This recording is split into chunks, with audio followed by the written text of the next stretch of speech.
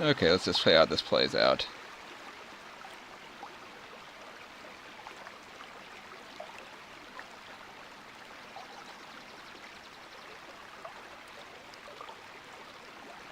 I knew it! I shouldn't have switched the cups.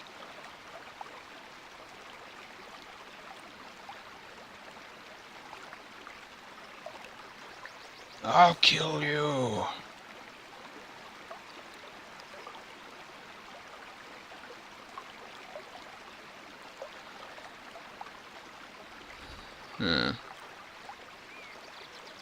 Pulls out the spellbook page you were given by the old man in the tree. My book, she cries. The missing page. Why didn't you tell me you had my missing spell?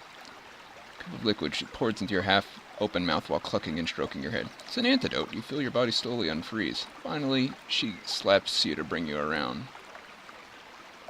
What is the spell? Spell for pest repulsion. You have no idea how useful it is around here. She shakes her head. 4 days ago, I was visited by a traveler such as yourself. When I was away making my tea, as I always do, he started leafing through my book and tore out a page. Must have been a wizard of power, because he vanished almost too fast for me to curse him. What curse did you cast? I aged him. Didn't stop him escaping, though. She fusses with the page, repairing her spellbook with some gentle magic. Shall I show you how useful the spell is? The pest repulsion spell? Sure. Jen begins to squeal and screech and make awful noises about what it'll do if he ever catches up with you again. But it doesn't stop the old lady from casting her spell. The Midnight vanishes. The flow of magic back through your body. You hadn't realized it was gone. But with the Midnight around, your spells have been weakened. Now they are strong once more. Where is he? Someone shakes their head. Oh no. Where is he? Is he dead? Oh no. Wasn't he lucky? Won't see him again. Nod at that and get to your feet once more. See, they don't tell you that, but the moment you decide to cast a spell, you'll discover that your spells are severely weakened with Jan around. Not only does he constantly belittle you,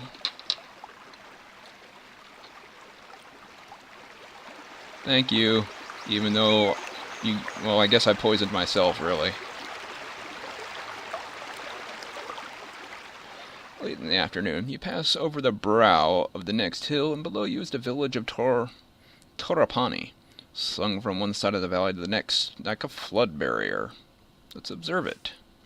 Pani is a village of the Svin, an aggressive-looking race of man-orcs. You might expect their village to be rowdy, but it seems strangely quiet. Let's go into town. No, there's no way around it. You'll have to go through it because it conquers the entire valley.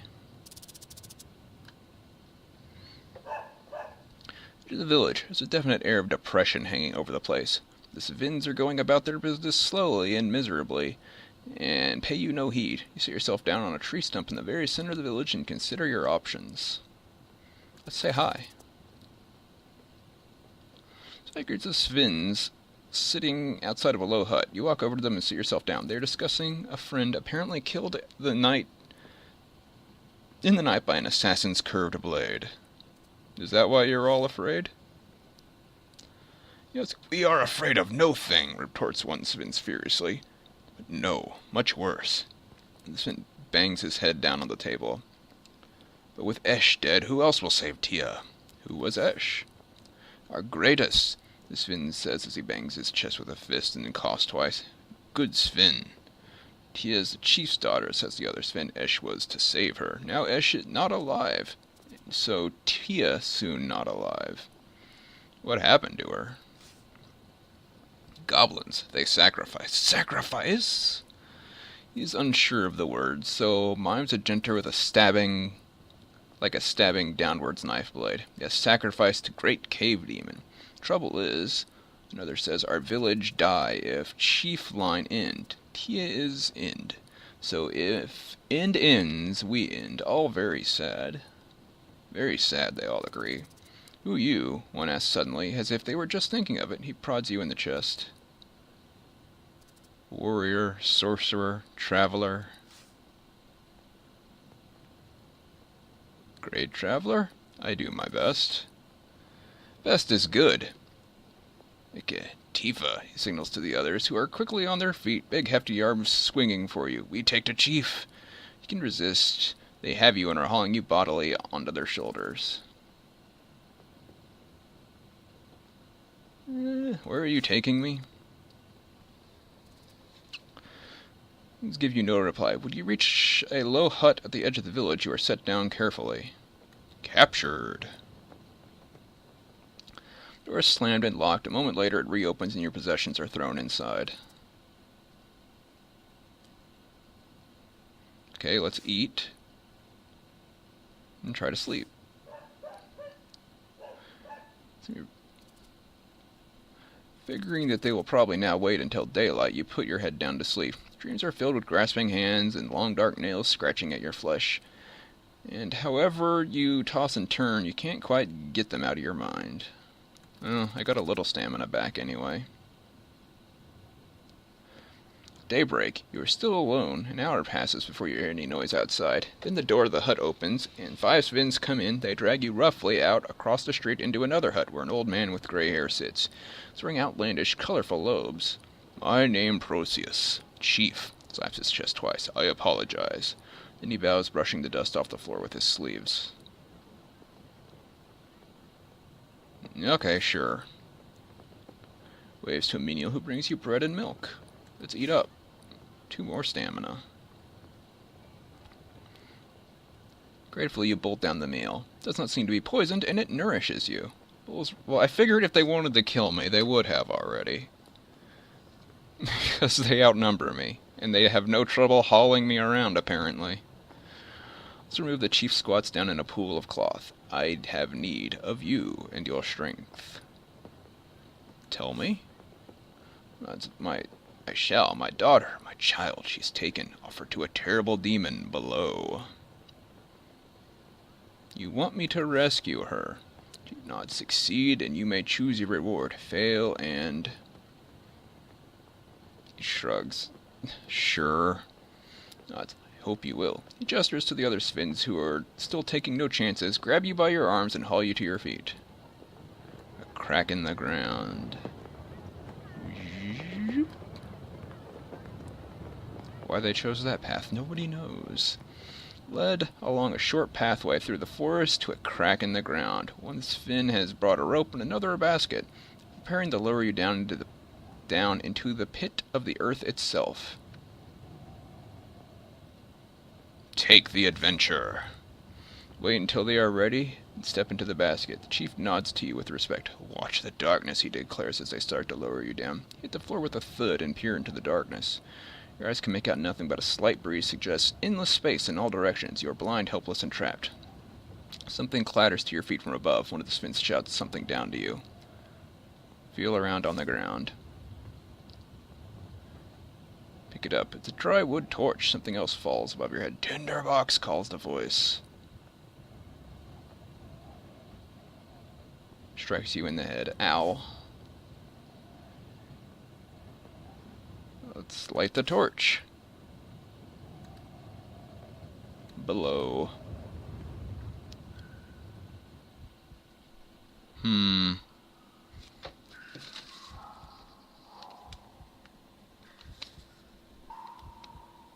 Sneak. Burn beast. You can see now in a large cavern, wide and deep. At the far end of the passage, passageways disappear to the left and right. Though an uneven rock fall at one end of the cavern, you hear a murmur. Let's listen by the rocks. Clamber over the rocks, the edge of the cavern to investigate the sound. It's a whimpering coming from the other side of the pile of stones. Svin girl, perhaps? She came in this way, but the cave-in has blocked off her path. You have to find another way to reach her. Let's go left. Up to the left and creep slowly in the darkness, ears straining for the sound of an approaching threat. Passage rises up a gentle incline to the top of a crystal seam. Atop a thick crystal seam glitters in the torchlight. The tunnel ends in a T-junction. Let's look at the crystal. Seems he's made of pure diamond, but it was no doubt in quest of these that these tunnels were carved, but no one is mining here now. Let's dig out a crystal. An incredible scene, but your sword is not up to the task, and you would only make it blunt. You could perhaps return with a proper pick, but only if you can escape the tunnels first. Okay, let's go left again.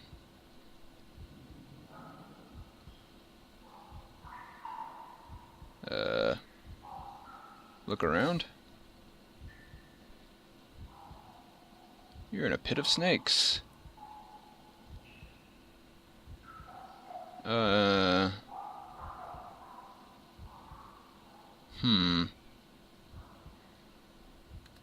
I have a law?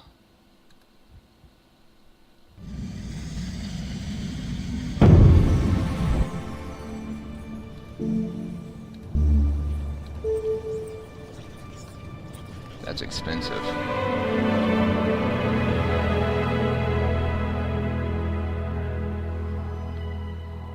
Order them to help. The snakes approach, they slither nearer and nearer, and they climb the walls while holding themselves erect until they form a living ladder that stretches up the passage above. Let's climb it quickly. As the spell leaves... Back on firm ground, you watch as the spell leaves and the snakes... and they tumble, snapping and hissing and hungry, back to the cavern floor. You're soon back by the crystal seam, side where the passage opens on the right. Push on. Here the cave system widens, pendulous stalactites hanging from the ceiling, as if about to fall and skewer you in place. Skirt between them, following a thin, safe path until the passageway appears on your left. I have no idea where I'm going. A low rumbling. Turn and run!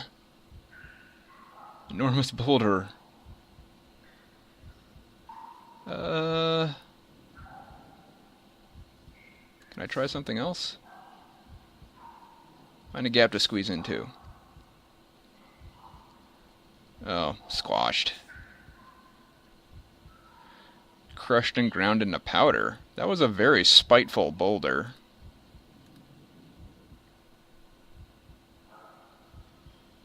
Okay, this is all something you have to do.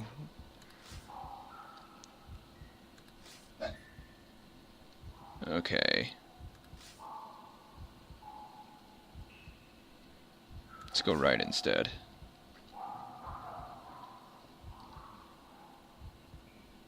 Let's go left. So there's a boulder both ways. Turn and run.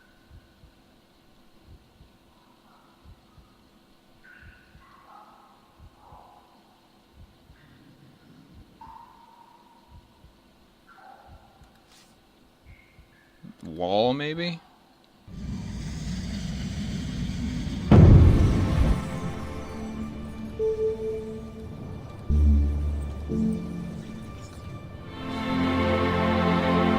Boulder hits your invisible wall with considerable force, causing the whole cave to shake and shudder. Boulder holds in place like a pawing horse. Your spell will not last long. You better move on. Let's go left again. And the passageway appears on your right. Two stones are stacked on top of one another against the wall here. I believe that's some kind of trail marker. I remember I had to look this up because I don't understand the trail markers. I still don't. Okay.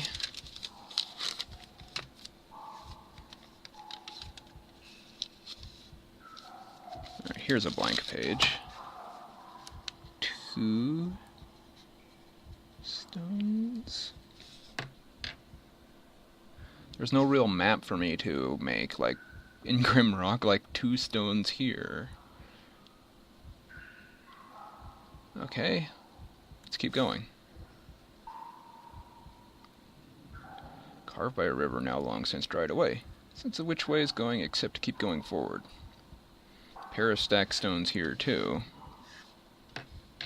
I assume I'm going the right direction then? Left. 1 stone.